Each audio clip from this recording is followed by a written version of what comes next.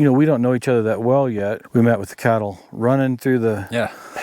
And you were calling the sheriff or something, right? Yeah. It's funny. So I go out running at those open spaces in Douglas County a lot, 6 days a week. And me and my wife were big supporters of Douglas Land Conservancy. And they do a lot of great work.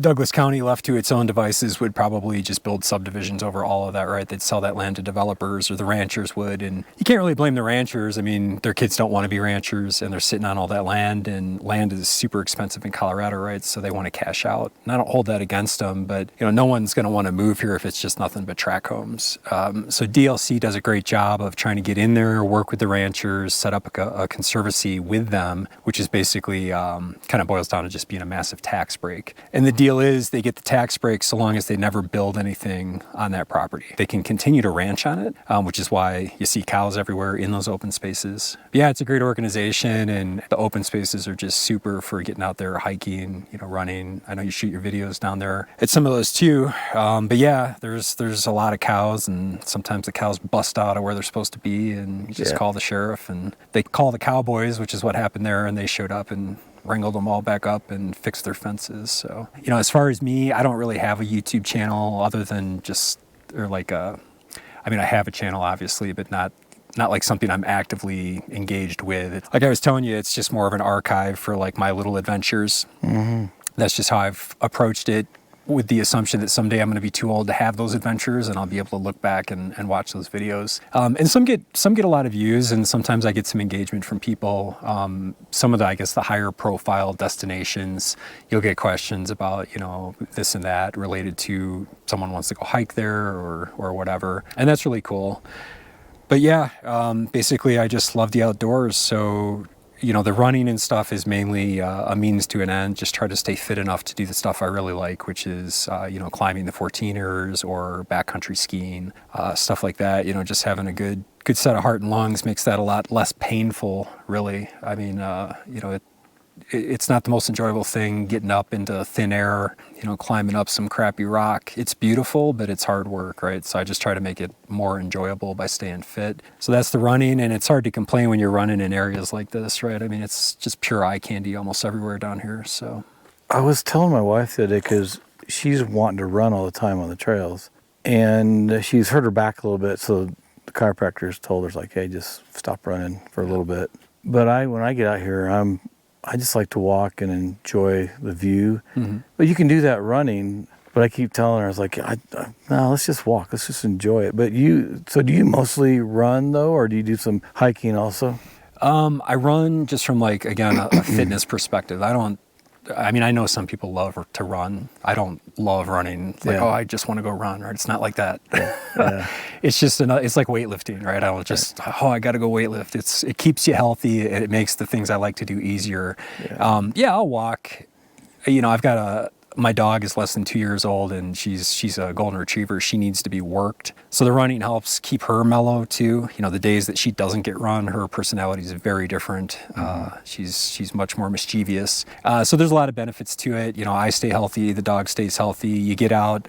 My job, I'm an engineering manager. So I used to be the smart guy out there installing networks, and then I was designing networks and helping sell computer networks, so to speak. And now I manage smart people to go do that, right? So it's a different job.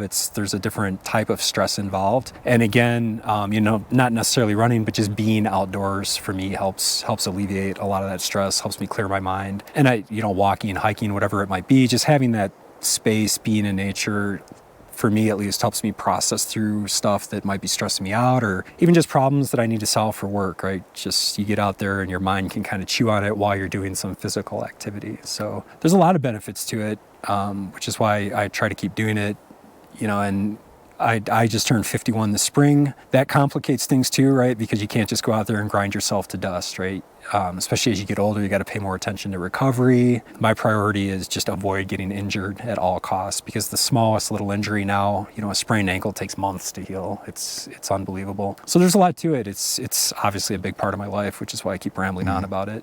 But yeah, between that and work, it'll fill up a day. Jerry and I were talking last night about this. And it's the stress from these jobs as you move up, and everybody always wants to make more money and have more power and authority. And there's a lot of stress that comes from that. And we were talking about fishing, and does some fly fishing and hunting and all that. And he said for both the hunting and the fishing, it really helps him to get away from that work week. And because all of your focus is on, you got to be everything set up right for hunting. You got to be super quiet. That the fly fishing, I've been starting to get into fly fishing a little bit, but there's so much to get that catch, and plus you're out in the middle of this gorgeous mountains around here. Yep. Is that true for you too? That really helps you to just get rid of the stress and maybe keeps you from doing other things that. I mean, some people go to drinking and... Yeah, that's what I was going to say. It probably beats smoking weed all the time. Yeah. Yeah, and I'm not against really anything, especially during ski season. A lot of this, you kind of have to be flexible, or at least this is my take on it. You have to be flexible in how you approach life in all aspects, right? You can't... I see people, I work with people who are just 100% focused on their careers. They will kill themselves to get that promotion or get the extra money, whatever it might be. And that's an imbalance, right? Then they're ignoring their family, they're ignoring their physical health, whatever it might be. And on the other hand, I know people who are just athletic junkies. Like all they do is play outside, run themselves into the grave, right? So I think, really it's all about finding that balance, and the things that you do to help alleviate the stress is part of that. And like you say, stress is kind of like the water behind the dam, right? It builds up to a point, it's coming over that dam, it's going to blow that dam out. And depending on how you're wired, how you grew up, or how you're made up, when that dam breaks, it'll come out of you in different ways, right? Some people drink, get into drugs, start screwing around on their spouse. Tends to be bad things. I've never heard of someone get so stressed out that they got super healthy, right? And it was a great change. Right. Tends to be bad. So avoiding that situation, I think, should really be anyone's goal. You don't have to be super runner guy or spend 7 days a week fly fishing. But I do think finding those outlets in life that let you get away from the stressors in a healthy manner, finding that healthy release is super important. That's just my view on it, and I'm, again, 51 and change. It took a long time to arrive at that view. I had very bad habits when I was younger, worked stupid hours for stupid people who just demanded more and more, and I was a willing participant in that because it kept dangling more money in front of me. So I've been that guy too. Used to smoke a pack a day. So yeah, it's very easy, I think, just to become really tunnel visioned on one goal in life and then just lose that balance. And I think that's part of getting older, if you do it right, is just you get more mature, you gain that perspective that it's not all about chasing one particular thing. There's a lot of things to experience and balance in life, and that's what you need to do. So do you think that, is it the same when you're going up a 14 or hiking that versus fishing or hunting? Is it kind of the same thing that helps you just clear your mind? And it may be, some people want to hike and not fish, but is there a difference for you when you're trying to get that fish versus climbing? There is, yeah. They satisfy different parts of my personality. Fly fishing in particular, it's more technical than just general fishing, going out bass fishing, which is awesome too. But that engineering background of me, that mindset that got me into engineering and that technical line of work is satisfied by kind of the technical aspects of fly fishing, paying attention to the weights and, looking at the hatch and all that. So I kind of get off on that to some extent, in addition to just being out in a beautiful area, especially back here. There's eagles flying around. I've had foxes run behind me while I'm fishing. It's hard to go wrong out here. But then when you're climbing a 14er, what I get out of that is that physical challenge, that exertion, having to make decisions in a relatively risky environment. Some of them are literally just walk-ups.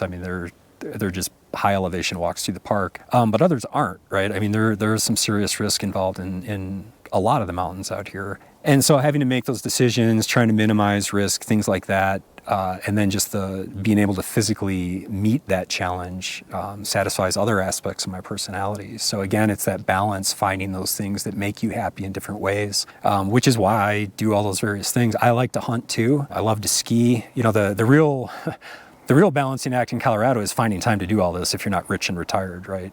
That's the challenge. Hunting, I used to hunt more than in the Midwest than I ever have here.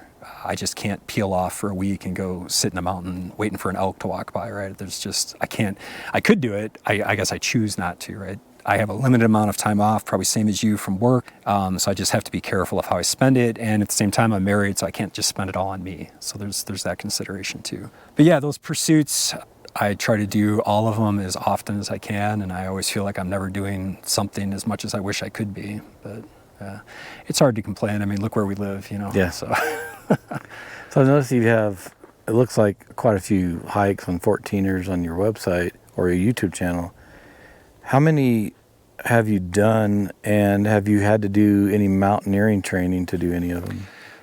I'd have to look and see how many I've done. I've done roughly a third. So what are there, 52 or 54? So I think I'm maybe 18 or 19. So there's plenty that I haven't done. Kind of been, I guess, ranging out from home. So I've done most of the stuff right here in the Front Range, and then a lot of the stuff in the Swatch, so Buena Vista up to Leadville, that whole string of them there. I've got a few left to do, which I'm hoping to burn down yet this year. And then you start getting those drives, right? Getting down to the San Juans, getting out further west. That takes a little more effort and time, which is the constraint there. So yeah, that's kind of been my approach. The mountaineering, I actually signed up for a straight up mountaineering class last winter. My wife got sick, and then I had some work commitments come up, so I actually had to unreserve that class. It's still on my list.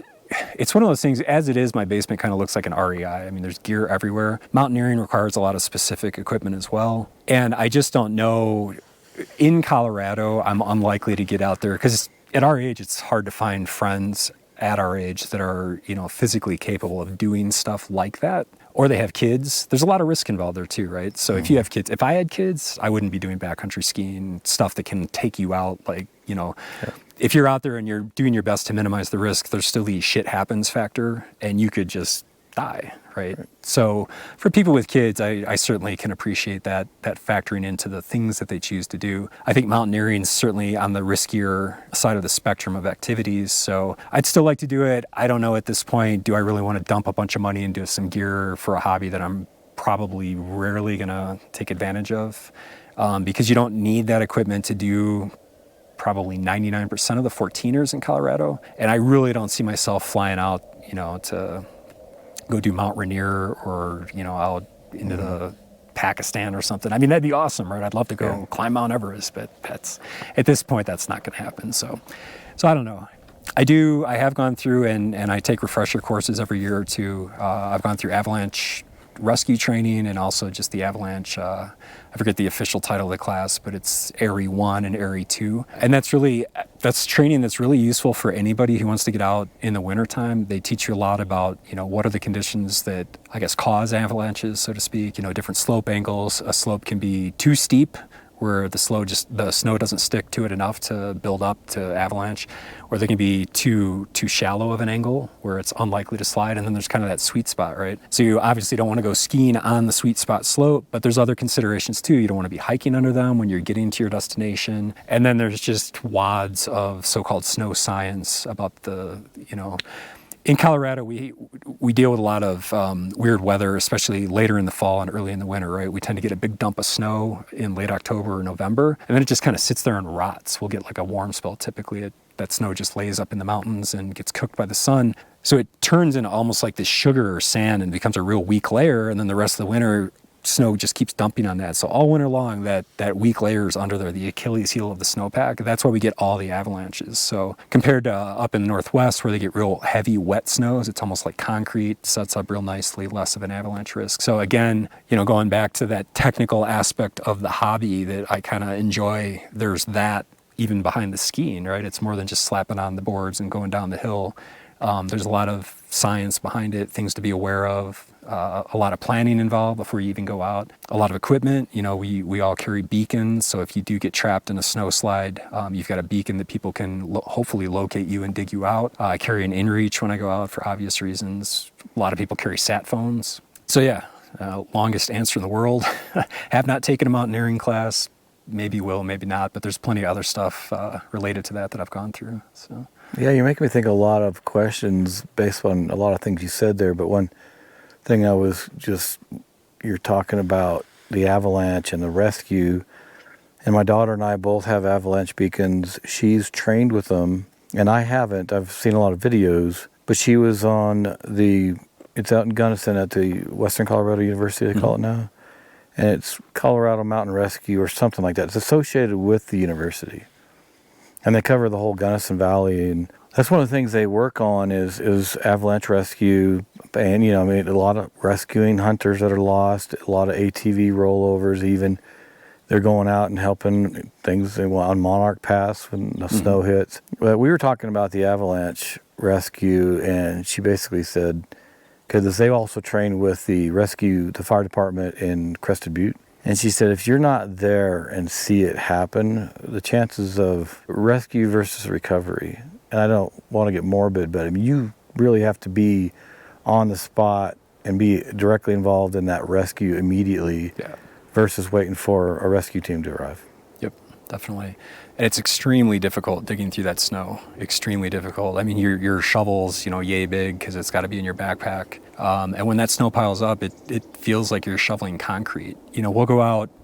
I tend to train with Colorado Mountain Club. I think it is Colorado Mountain School, CMS. They're based out of Estes Park, right by Rocky Mountain National Park. So I'll go up there in the winter with those guys and go out. And basically, it's kind of a combination of ski touring, backcountry skiing, and then in the middle there, they do some avalanche rescue, like refresher work. And they'll basically, you know, everybody turn around and then they'll pitch the beacon out there and bury it somewhere in the snowfield. And then you've got your transponder that you need to locate that thing. Finding it's half the battle. It's not like you get an arrow that just points directly at it, right? Those things, the signal comes out in arcs, so you're kind of like walking in an arc, and then there's the depth to account for as well. So it takes some work to find it, and the clock's ticking the whole time, right? I mean, someone's under that snow for more than 10 or 15 minutes, that's probably it. So you got to hustle, and then once you find that beacon, then you got to start digging that snow out. And if they had the bad luck to get under 10, 15 feet of snow, that can take a half hour just to move that snow, right? Debris too. Yeah, debris, rocks. Yeah, I mean, most people, if they get caught in a slide, I should check myself. I believe most people, the injuries result from colliding with things like trees or boulders, getting pushed into something, as opposed to just getting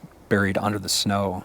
It's a horrible situation either way, obviously, but yeah, it's really important, and they're perishable skills too, right? You know, I didn't used to do scuba diving. I was scuba certified, and it's the same sort of deal. You know, I did that back where I used to live in Illinois, and it's not like you live next to the ocean, so actually going scuba diving all the time really wasn't something I ever did. The skills that I learned there, I probably remember none of it at this point, right? I'd be very dangerous to go out scuba diving with. Likewise, someone who maybe did avalanche training 5 years ago and still has their beacon shovel probe, you know, I would think twice about going out with them because, you know, my life literally depends on them remembering what they learned 5 years ago and being fit enough to execute everything they were trained on. And God forbid that I actually have to use those skills on one of my friends. That's why I go every year or every couple of years to get that refresher myself, go through that. I don't want to forget how to do it. You know, if I do see one of my friends get pulled under, I want to be able to locate them and dig them out and all that stuff. So I try not to preach at people, but I mean, I won't go out with anyone in the winter who doesn't have that training, period. And if they don't have the equipment, no way. Well, what about I've seen some videos of it too, where they've got the, whatever it is that blows up and it helps them keep them above the surface. I saw an actual video of somebody in an avalanche and they stayed on the surface. Yeah. Now there wasn't a debris field. It was just a bunch of snow, but still, do you use that technology or? I do. Yeah, you're just, you're stacking the odds in your favor. That's all you can do. So if that helps, and I believe it does help, I forget what the theory is. It's like the biggest nut in the can of nuts or something. If you shake them, the biggest nut kind of rises to the top somehow. Same logic with having that big, huge balloon strapped onto your backpack when you pull the trigger on it. And it's supposed to keep you floating up in that. Again, if you're not taken out by smashing into a tree or thrown off a cliff, hopefully that will keep you above the snow and you won't get buried in there. So yeah, I carry that. Again, if there's something I can do to increase the odds just a little bit, it's all about controlling what you can control, right? And if that's something that helps, then sure, why not invest in it? The amount of money you hemorrhage on backcountry skiing anyway, just on all the equipment and stuff, what's another $1,000 for an avalanche backpack? And it's your life literally depends on it.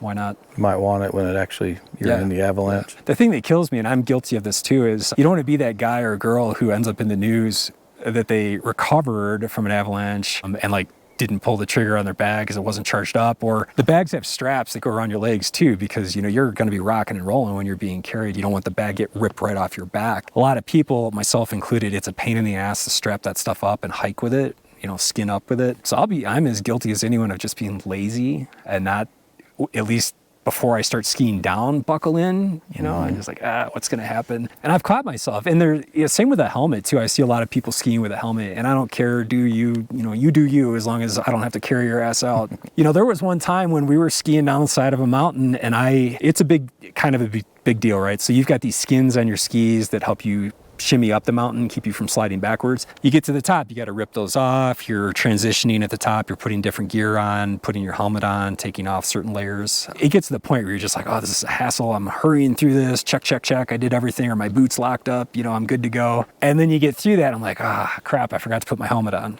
I'm just like, it's not that far. This isn't that steep. I'll just go. And I started to go, I'm like, this is the dumbest thing in the world. What if something happens? What if? So I put my helmet on. I kid you not, I skied down that thing, hit a patch of ice, and went ass over tea kettle so hard, I nearly cracked that helmet in half. Wow. Yeah, I injured my shoulder, actually. I ended up for a year and a half progressively being unable to lift my arm. That's how hard I hit. Had I not had that helmet on, I'd have been a ghost. There's so much to it. And again, you can do all that stuff right, and something can still go wrong that's totally out of your control. So you do need to control what you can control. If there's equipment that can help, buy it. Be very serious about it. That would be my advice to anyone new to Colorado or even new to just going outdoors. Be very, very serious about this, right? The 14ers are not a walk through the forest preserve. Even Bierstadt or the easy ones, right? People get killed on those. So pay attention, take it seriously, prepare yourself, make sure you're physically fit, make sure your equipment's in good shape, and get out there and enjoy it. Just be aware of, the risks that are involved. So I was going up a small 14er, and it was a Legault Mountain Trail up by Aspen Park. Not a 14er. I just like to think it was. And it had snowed, and it was icy trail. Beautiful, beautiful day up there. And I had my boots, some good boots and pants, and the clothing was okay. But I didn't have any of these ice trekkers, and I didn't have trekking poles. So coming back down, it was more difficult, in my opinion, than going up. Yeah. I fell twice. I met a group of more mature hikers, and probably 10 to 15 of them. And they were in a club or something. They were going up, and everyone had ice trekkers and trekking poles. And I was like, man, I just fell twice. And they're like, Sonny, you'll figure it out someday. And after that, I went and I got the trekking poles and the ice trekkers, and I was also I carry this first aid kits and different things, the emergency sleeping bags. But what do you think is, and you were just touching on it a little bit there, what do you think is the most important thing or things to take with you when you're going up a 14er? Because I'm going to add this one thing that my kids and my wife have the same opinion of, and I keep telling them I think they're really off. They don't want to take trekking poles, so they think it's an old person thing. And every time I've been up anything, and I've been up to the West Spanish Peak, actually didn't make it. It was so steep and I wasn't in shape for it. Everybody that was climbing that, because it's a heavy rock field. I don't know if you've been up there. But everybody had trekking poles. And I keep telling my family, when you're going up in these 14ers, they can save your knees, especially coming down. And you've got 2 more points of stability. So what are your thoughts as far as gear for people who are thinking about taking even an easy 14er?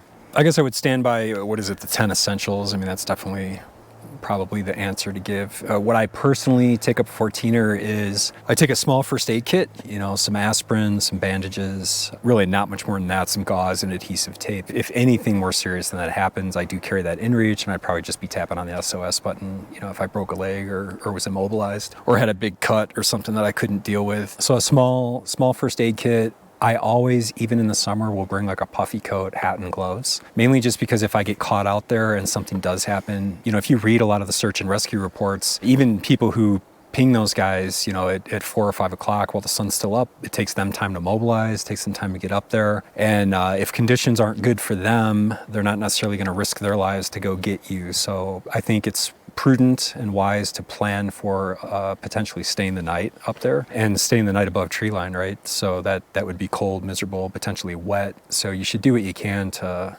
to make sure you can get through that. Bring a lot of food, more food than I'll ever eat. For me, I've been very fortunate. I've never had any sort of altitude sickness or anything. Even when we moved out here, I didn't stop running or anything. It never really bothered me. What has bothered me on 14ers is just not eating enough, not wanting to stop, not drinking, not eating, particularly eating though.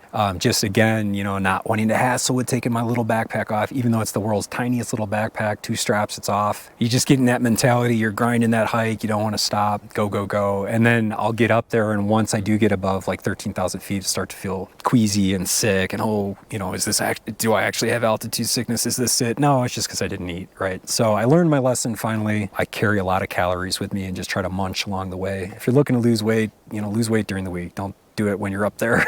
Yeah. It's not a diet hike, so treat your body good, fuel it up, and get to it. I don't personally carry poles. That's a personal decision. I have tripped. I still have scars actually here. I have tripped as careful as I've been, and I have learned lessons. Don't step on top of a rock that you can step around, right? That's like such an easy thing, but it took me a long time to learn that because those darn rocks up there are so unstable half the time. You step on something that looks like a big fat boulder and then it just moves right out from under you. Nonetheless, again, going back to stuff happens, I've tripped and slid and gouged myself up pretty good. I've got scars here and on my arms. So carry the little first aid kit, but the poles, for me, I want to have my hands free because if I do slide, I do want to be able to grab something because I have slid in pretty precarious spots up towards the top where really, taking a fall, an actual fall, like if I tripped and went, it would have been a really bad situation. There would have been probably 100 or 200 foot tumble involved. I do agree, and I see the logic with having poles for the hike part of it. And I guess you could always just stash them when you get up there, right? And kind of keep your hands free. But no, personally, I don't carry poles. And again, I don't really have a religious stance about it. That's just me. So what else? Food, some good clothing, first aid kit. I don't carry a bladder of water. I carry like an Nalgene bottle of water. And if I know I'm going to be out there for a long time, I'll carry a water filter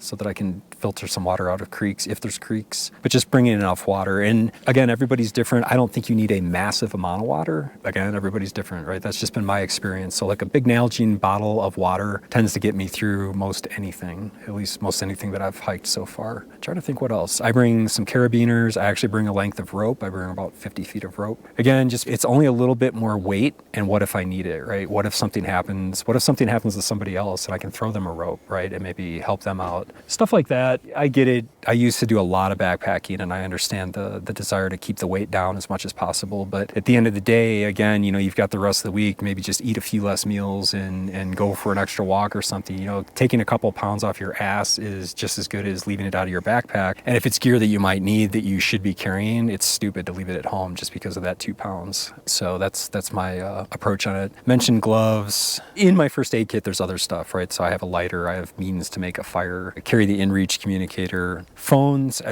in my experience, on top of most 14ers, the phones actually work. They don't work getting up there, but once you're up top, they tend to work. So carry my phone. A lot of times I will haul a tripod and a big Canon 5D up there too. Big, huge SLR with a big lens on it just to take pictures. I'll get up to the top and just spam a bunch of pictures and then go home and stitch them all together in Photoshop. I have huge 4-foot by 8-foot pictures hanging on my walls at home of just massive vistas taken from the tops of 14ers. They're beautiful, and it's not like you can just, jaunt up there any day of the week. So it's worth capturing those views, and I try to take advantage of that.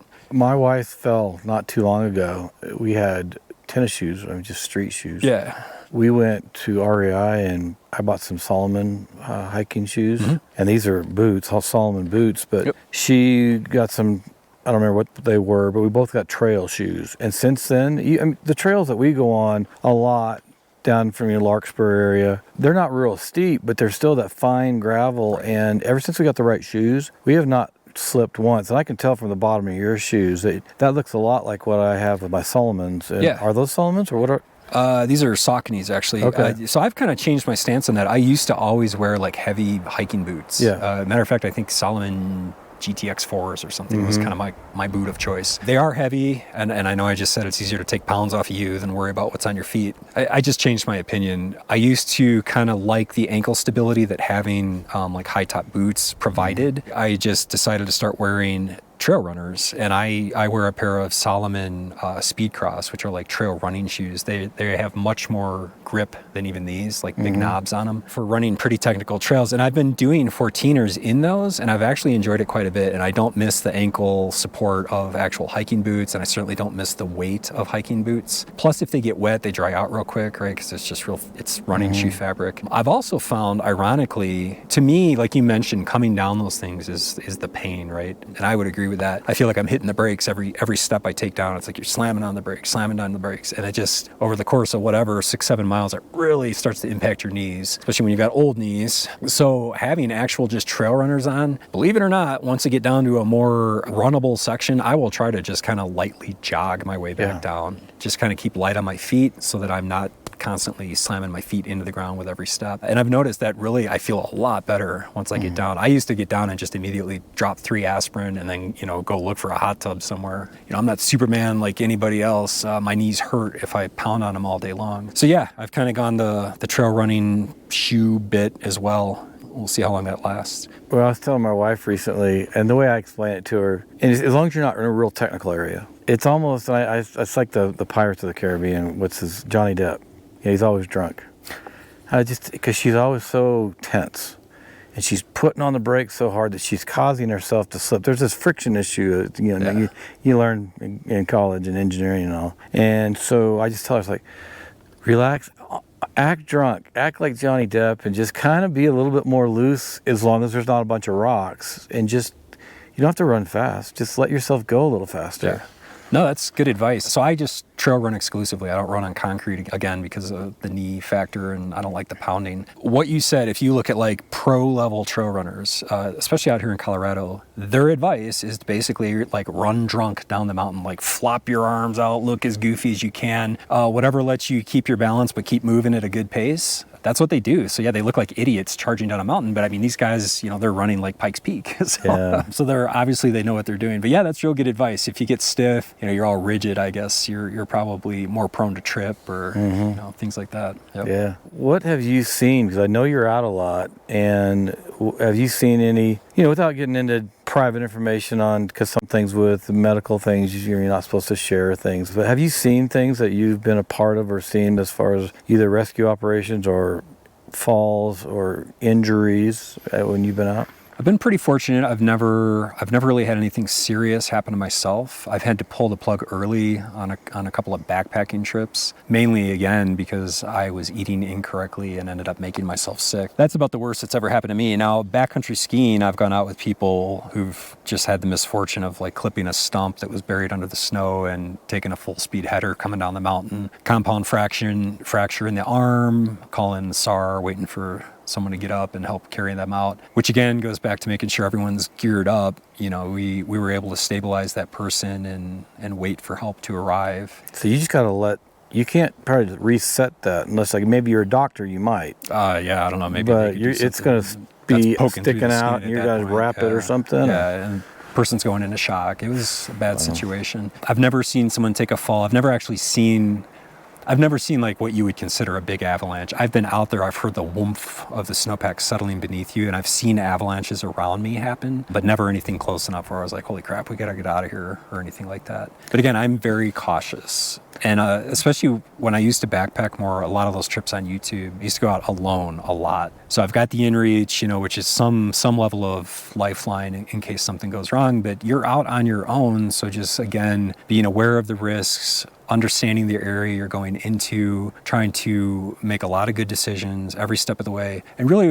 when that becomes challenging, I think in any outdoor activity is when you're tired, right? Coming down a 14er, you're tired, you start to look for shortcuts. I don't want to step around that rock. I'm just going to go over it and then it slips and now I have a scar on my ankle, right? Stupid stuff like that. Downfall, the trees. Especially the trees. I used to just try to not stop running and like hop over the tree that's laying over the trail, which inevitably has all these pokey bits sticking off of it, right? And you're just waiting to catch your foot and like run one of those through your thigh 7 miles from nowhere. So again, just being extremely conservative. I am not risk adverse. Obviously, I do extremely risky things, but just managing that risk as best as you possibly can. I think that's the approach to take. But yeah, I don't really have any horror stories to share. Fortunately, I'm happy to not have any horror stories to share. That's about the worst of it, that skiing accident. And like I said, I've knocked myself around pretty good. I had that weird arm thing. That happened right before the pandemic too, right before they locked everything down. So as I couldn't go see a doctor, I could, over time, I could no longer lift my arm at all. And then it just sucked. It was like a year and a half of PT and stuff. And frozen shoulder syndrome is what they called it. That's because you didn't get the PT, right? I don't know. They said, even my PT, it got to the point where I'm like, I just feel like it's all jammed up. Can't you just rip it? Is it the rotator cuff? Arm. Yeah, something up in your shoulder. Okay. Ironically, that's how we used to deal with this. We would one person would hold the guy, the other person would yank that thing back and just free that joint up. But there's a high chance it's going to really seriously injure you. So we don't do that anymore. You just go through PT forever, and eventually it gets better. And eventually it did. I don't know if I even years later still have full mobility as far as raising this over my head, but it's pretty good. Yeah, I saw an orthopedic surgeon. He's like, PT will get you through it. Unfortunately, the shoulder is just like God's poorest work. It's a horrible joint. Everything is just kind of floating in there and held together by good luck. Mm-hmm. So it doesn't take much to really jack that up. But yeah, that's the worst that's happened to me. So you mentioned several times that you have an inReach. What kind of inReach is it? I have a very old inReach, a DeLorme. Before Garmin bought them, a DeLorme, I want to say an Explorer, inReach Explorer. It's big. It's bigger than a phone. Really? Yeah. So the new Garmin Explorer, which is not new anymore, probably a lot smaller because it's like the 66i and the 67i. It's 6 inches or so with the antenna maybe. And I should have brought it out of my truck. Actually, I carry it in my truck because I keep the subscription active because obviously in Colorado there's a lot of places where your cell phone doesn't work, although that's changing. So I would keep it just in case I was stuck in the boonies with a flat tire or something bad happened to my truck. At least I could get a message out to my wife. But it's big and it's thick and relatively heavy, and it's got a horrible interface on it with a screen that you can maneuver through to try to send a text. Obviously, even when I bought it, there was a phone app, that EarthMate app, where you could type on your phone and work it that way. But it's been great. I've had it, probably 11 or 12 years. Mm-hmm. It still works. There's been no problem with the battery or anything like that. So I don't really see any reason to get rid of it. That said, they just changed up all their plans. I was paying close to $30 a month for forever to keep that thing on. I think the new plan's like $7 a month or something, but I have to pay per text. So it doesn't cost me anything if I'm in an emergency, but if I wanted to text back and forth with you or with my wife, if I'm out, I have to pay for that. Yeah, I have it on unlimited messaging, so I could text you all day. Yeah. Cost me some money. But the cool thing, we were talking about this earlier, is now with the iPhone, the latest software update, you can text through your iPhone even if you don't have cell signal. So as long as it has, a line of sight to a satellite, which is pretty much the same as an inReach, you can text back and forth right off the phone. So at that point, I don't know, do I want to keep giving inReach or Garmin anything? Why pay them anything at all if I don't know what I would be losing by giving up the inReach? I have a Garmin watch, which I wear all the time. So if I actually wanted to track my route, I've got the Phoenix 7. It's great for route tracking and stuff like that, and obviously keeping all the other stats, collecting all the stats. So between that and the phone, kind of seems like everything's covered at this point. I don't know. I guess I'll have to give it some thought. It never hurts to have two of something either, right?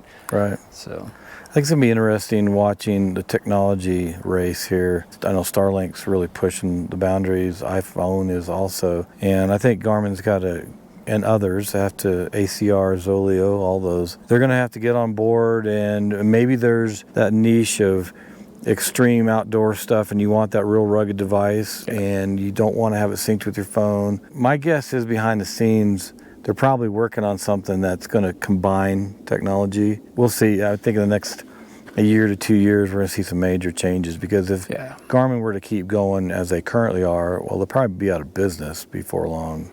Yeah. I've got mine. I don't know if you do it with yours or if you can, but I sync it with my any one of my devices, the 67i, Mini 2, Messenger, so I can activate the SOS on my watch. Oh, I didn't know that.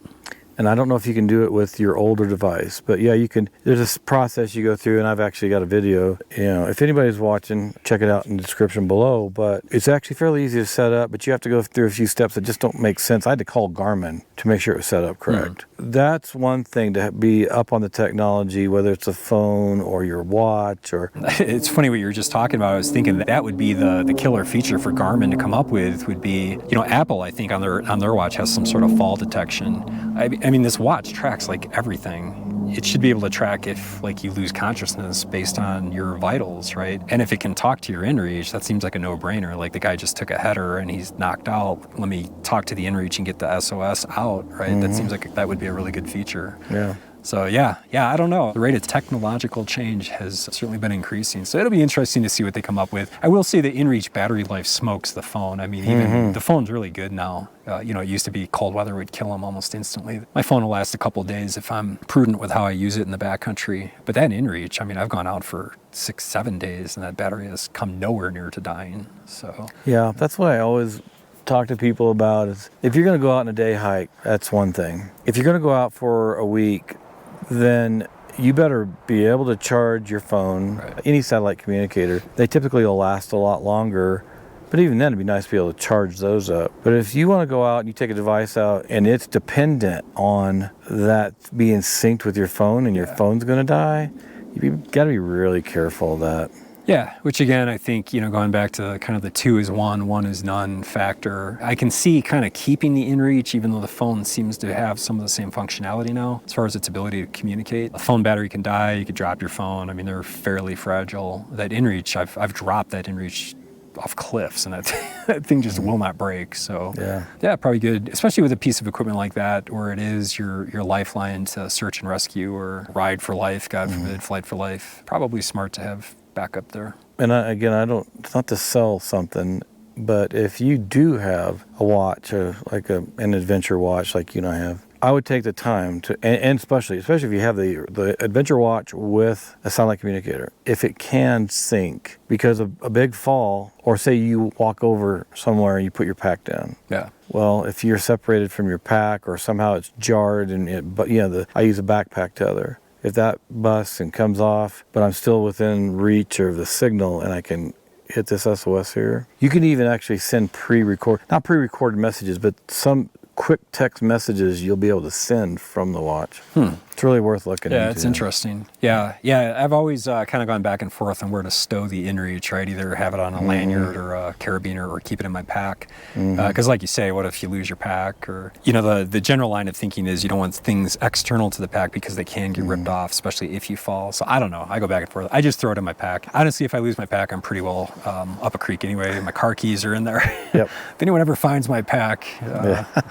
So somebody was asking me a week or two ago, and they said they were going snowboarding in Japan, and they had a 67i, and they were asking, because they saw I had the backpack tether, and they're like, well, is that secure? Is it good? And I said, well, yeah, but if you're jumping out of a helicopter on top of a mountain and you've got this Velcro strap with this cord in an aggressive, rough situation, I wouldn't want to test it. So my advice to them was put it inside your jacket when you're going hard down the mountain. Yeah. And then when you're walking or doing something within reason, then you can put it on top. So because it's the tracking too, you want people to see where you're at, but you're going to go down that mountain so fast, depending on how fast you're tracking, 2 minutes, 10 minutes, whatever it is, I wouldn't want to lose it. Yeah, so I don't know if they were on a resort. If they're carrying an inReach, I assume maybe they were doing some backcountry boarding. Hopefully they had gone through the Avalanche training. One of the things they teach you there is that beacon, that Avalanche beacon, it either needs to be strapped to you. They've got that big harness thing that will hold it on you, not in your pack, not in your coat, things that can get ripped off. Or it needs to be in like your pants pocket. And typically there is some sort of connector in your pocket that will latch onto that and keep it in there. Again, because if that thing gets ripped off, it's useless, right? Someone will go locate your beacon 100 yards away from where you are. What's the point of that? Yeah, any sort of emergency device, I would think keeping it probably, now that I say this, keeping it on your body would probably make a whole heck of a lot of sense. So maybe I should start sticking the inReach in my pocket. Yeah. If you got pants that's zipped up or something. Yeah, something. Yep. So you've got 14ers you're going to go hike. I'm curious about what 14ers you're going to do, and I think you've actually mentioned it earlier here, but what are the things over the next several years that you've got planned to do? Some big outdoor adventures? Is Everest in the picture ever? No, probably nothing that grand. I'm not a big planner. My plans tend to be relatively near term. So like I was telling you, once Colorado monsoon season wraps up, which is typically worst case, maybe end of September. I try to, I guess a small goal would be every weekend in October, get out there and climb up a 14er or hike up a 14er. Next weekend, we'll probably head out towards Buena Vista area. I've still not totally decided, but thinking maybe do Mount Missouri. Princeton's right there too, right? Yeah, Princeton's actually where I got that scar. Okay, so Missouri is right next to it? They're kind of all in a line there between like Salida all the way up to Leadville, the whole, it's the Swatch Range. And then within that, there's the collegiate peaks. So things with names like Princeton, Yale, Oxford. There's a group of them there, Oxford, Belford, and Missouri, which on a long day with good legs, you can do all three. I'm very tempted to try that just from ego, notch on the belt. Can I do it sort of thing. Then again, I don't know if I want to have that long a day. So might just do Missouri this trip and maybe try to tag team Oxford and Belford on another weekend. But yeah, so there's those three that I haven't done. There's also Harvard remains, and then Albert, and I believe Holy Cross way up there. I think those are the ones that I have left in that Pacific range. So I had a pie in the sky dream of getting all those done this year. I don't think that's going to happen. I had some personal stuff chew up some weekends. But yeah, I enjoy it. I don't mind driving back and forth out to Buena Vista. It's a beautiful area. So if I can get out there every weekend this coming month and do a bunch of them, that'll be fine with me. Longer term, just staying healthy, trying to stay fit. Again, I take a very, I don't want to call it manic, but I'm very serious about my fitness. It becomes very challenging to maintain your fitness over time, especially as you get older. Recovery is a big issue. The wear and tear from running 6 days a week does add up. Again, I am not Superman. I'm built no differently than anybody else. So eventually there comes a point where I have to dial that down or I will get injured and then I can't do anything, right? I don't want to get injured. So coming up very soon, this will probably be like my last 45 mile week